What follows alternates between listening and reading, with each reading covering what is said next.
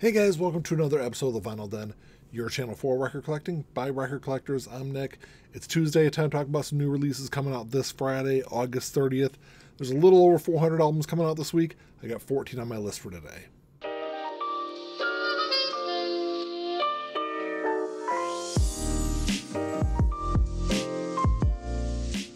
There's a bunch of links down below. You got links for the Vinyl Den Facebook group, for the merch page, for the Spotify and Apple Music playlist that I put together every week, and the Patreon page. So make sure you check all that out. Like always, if you enjoyed the episode, make sure you give me a thumbs up, hit that subscribe button down below, and make sure you hit that notification bell so you're notified every time I release new episodes. Like I said in the intro, there's a little over 400 albums coming out this week. I'm only going to talk about 14 on the show though today, so if there's something I don't talk about, make sure you drop me a comment down below. Let me know what you're looking forward to grabbing this week. And like always, if you're unable to find these in your local brick and mortar stores, they should all be available online. I'll put links down below in the comments section. And also I'll put a link down below for the Vinyl Den Amazon store. All these plus a bunch of other pre-orders and new releases are all available on there also. So I'm definitely looking forward to this new 30th anniversary release of Oasis, Definitely Maybe. It's coming out this week. Released back in 1994, it was their debut studio album. There's two different versions of this going to be available. There's a 4 LP version on black vinyl. It's going to run you about $75. And then there's a 2 LP version on pink vinyl. It's going to run you about $40. This is an absolutely massive album when it was released. You know, this would go on to sell over 15 million copies worldwide. It hit, I think it was number 58 on the Billboard 200 here in the U.S. And it was one of those albums that I think really kind of helped kickstart the whole Britpop craze that happened here in the U.S. in the mid-90s. This is really known for, at least here in the U.S., for two big tracks. I know Supersonic's on there and Live Forever, the two big tracks, at least I remember. But there's a lot of other really good songs on this album. And it's an album that I think, when it comes to the Oasis discography, I think What's the Story, Morning Glory kind of overshadows a lot of the other stuff that they did. And this is definitely one of those albums I think kind of flies under the radar, 30 years later. So I should say this is all newly remastered, everything that's on here. And then the 4 LP Deluxe Edition has 2 extra LPs of unreleased outtakes, demos, and alternate mixes. For $75, I'm probably not going to listen to all the extra material on there enough to really kind of justify the price. But I will grab that the 2 LP version of it this week. So you got that coming out, and then you got U2 Zoo TV Live in Dublin, 1993. It's going to run you about $30 online. So this is a 5-track live album recorded in 1993 during the Zoo TV tour. I know this thing has been bootlegged to death over the years. This is actually the first time it's ever been officially released on vinyl. My big question about this release is I know when this concert happened, there was a radio broadcast. And I don't know if this release this week is that radio broadcast or if it's some other recording that happened within the arena that day. So this was recorded at the RDS Arena in Dublin. It was like a month and a half after Europa came out. And I'm not the biggest U2 fan, but I love the early 90s period from the band. Especially their live stuff is really good around that time period for what I've listened to. But, like I said, I'll check out the reviews this week and see if this one's worth grabbing. There's a couple of RSD 2020 releases they're getting reissued this week. The first one is Infectious Grooves, Take You on a Ride.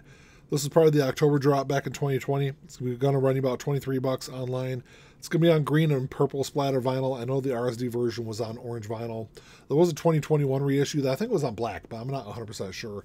If you're unfamiliar with this band, I guess you can call them a supergroup. You got Robert Trujillo from Metallica in here. You got Brooks Wackerman from Avenged Sevenfold and Dean Pleasance from Suicidal Tendencies. So when this is like I said, this is an RSD release. There's only 4 tracks on here. 3 of them were unreleased at that time. They were recorded back in the mid-90s, and there was 1 new track on this album. It's the first new material that the band had released in a very long time. I know a lot of people were excited for that RSD release when that came out a couple years ago. I guess more than a couple years ago now. And then you got Newfound Glory, Forever and Ever, Times Infinity coming out. This is their 10th studio album. This is part of the June drop back in 2020. It's about neon yellow vinyl. It's going to run you about $24 online. This is one of those albums I think really kind of got hurt during the pandemic. It was supposed to be released in the early part of 2020. They ended up pushing it back to June because of lockdowns and everything else. Had this album been released, I think, a year earlier, it would have performed a lot better than it did. As far as Newfound Glory albums go, this is probably one of their better albums in the last probably 10 years. It's one I haven't listened to in a couple years, though, so I need to go back this week and stream it and check it out again. So I don't talk about a lot of country music on the channel here, but you got a really good album that's getting released this week. This is Luke Combs' Fathers and Sons. This was his 5th studio album. It was released back on June 14th. And I think they did like a limited vinyl release when the album came out. Looks like it's getting a wider release this week. It's going to run you about $30 online. It's going to be on white vinyl. So this is really good. It's a great album. This was kind of a stripped down album also. It's a lot of really, like, it's acoustic and piano and a lot of the songs. And he used this album to really kind of reflect on his experiences as a father. Yeah, this is the first album of his I've ever listened to. So, like I said, I was really impressed with this one. I need to go back and check out some of his other stuff. It sold really well, too. It hit number 6 on the Billboard 200 when it was released. So you get that one coming out this week. You can check that one out. And then you also got Jeff Beck, Rock and Roll Master, In Memory Of. So this is a new compilation of radio broadcasts from across Jeff's incredible career. Jeff died in early 2023. I think it was January when he passed away. And, widely regarded as one of the greatest guitarists of all time. This thing is, so with this album, this is all being released as a tribute to Jeff. But like I said, this is a radio broadcast. I know radio broadcasts can be very hit or miss. So I'll wait and see what the reviews say about this one before I try to grab a copy of it. The next album is another one of those radio broadcast albums where I'll kind of wait and see what the reviews say before I decide to grab a copy. But this is Echo and the Bunnymen with their best suits on, live in Gothenburg, Sweden, April 25th, 1985. It's going to run you about $30 online. It's going to be on green vinyl. So this was first released on cassette way back in 85. It's been floating around for all those years. Never got released on vinyl until earlier this year. They did like a super limited run. It was like, I want to say like 300 copies that are available. Getting a little bit of a wider release this week. This is a really cool show because it was during the Ocean Rain tour, which I think Ocean Rain was kind of the return to form album for Echo and the Bunnymen. Like I said, I'll wait to see what the reviews say before I decide to grab a copy of it this week. And then you got Lamb of God, Ashes of the Wake getting reissued. Came out back in 2004. This is their 4th studio album. It's also their major label debut.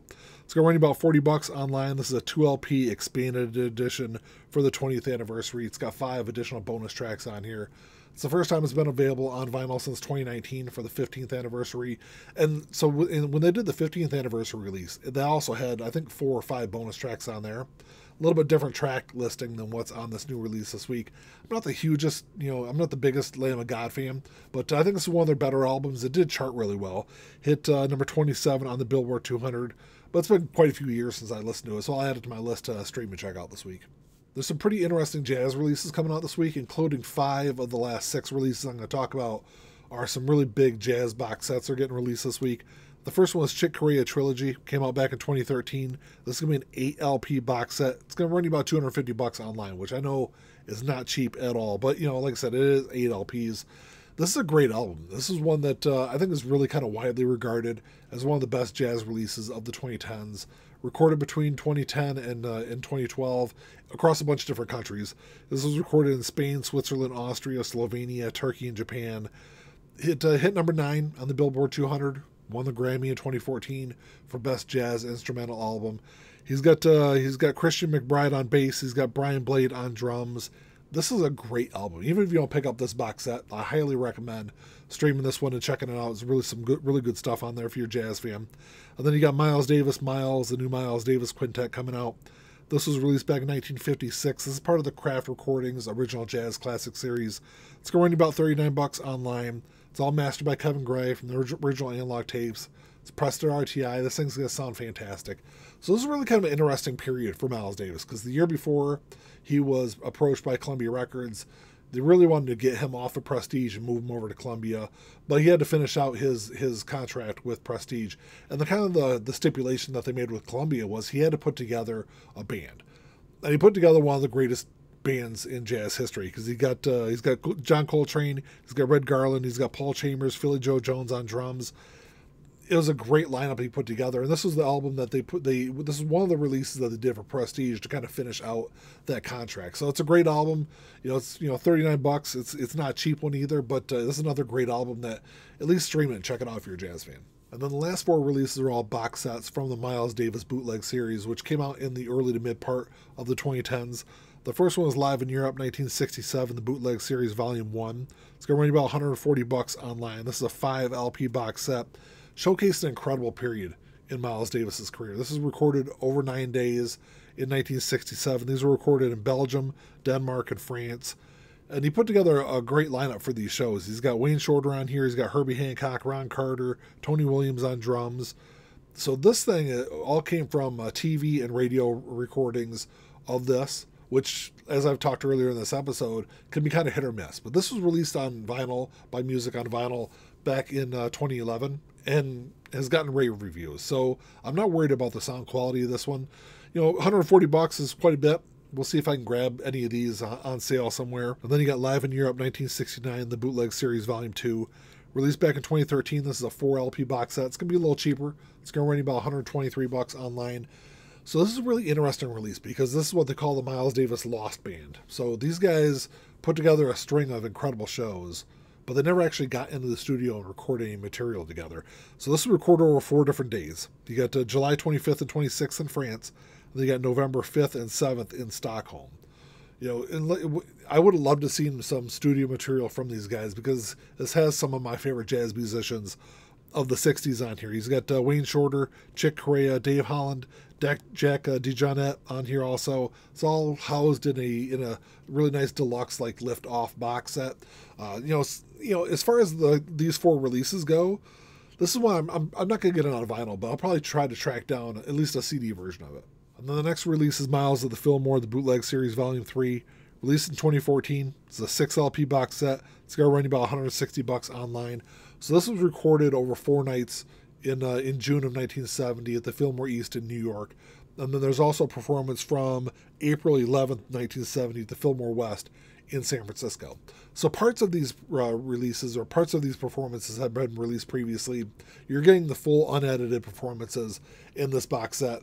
You know, this should be another cool release. This is one I'll probably try to grab on CD, but he's also joined by Steve Grossman, Chick Corea, Keith Jarrett, Dave Holland, and Jack DeJohnette on here.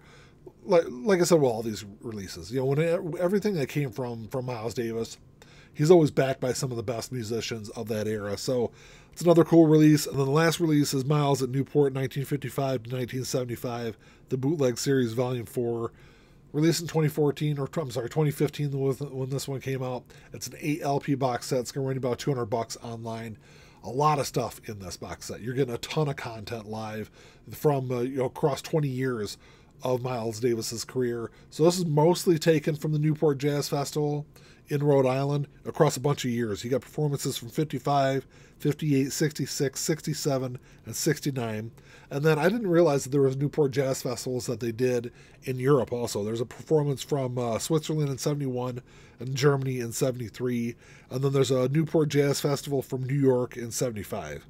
You know, features a lot of great musicians from across Miles Davis's career. This is another one where, you know, I don't know, I'm not even sure if this is available on streaming. I'd love to check out a lot of these shows because, you know, it's another one where with a lot of this Miles Davis content, you know, I just haven't heard before. Well, that's all I got for you today, guys. Thanks for checking the show out. There's lots of great stuff coming out this week. I've got the only thing I've got on pre-order is that Oasis album. A lot of the other stuff I've got some question marks on. A lot of that Miles Davis stuff I would love to have, but those box sets are super expensive.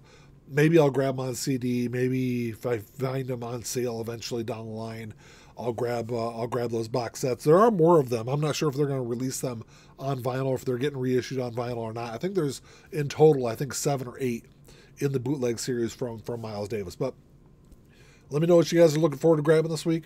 Like always, if you enjoyed the episode, make sure you give me a thumbs up. Hit that subscribe button down below. That's all I got. Until next time, keep on spinning. Peace.